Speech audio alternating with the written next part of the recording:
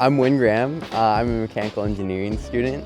I know of at least 4 other tall bikes in Milwaukee, but this is the only one on UWM's campus. Somewhere online I saw an image of a double-decker bike like this. It just kind of stuck in my head, and eventually found one bike that got donated and talked about it some more.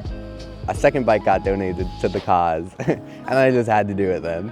It has 2 seats, so you can ride with 2 people. You also get great visibility. Cars are very cautious around here. It probably took 3 to 6 weeks, I would say. Most of it was learning as I go.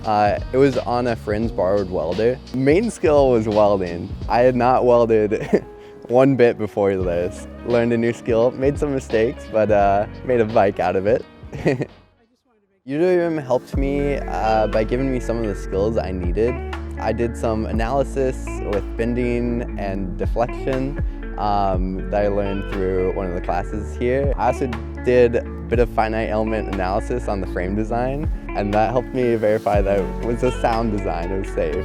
Making is what got me into engineering in the first place. Whenever I would have a problem, I would try and build something to solve it.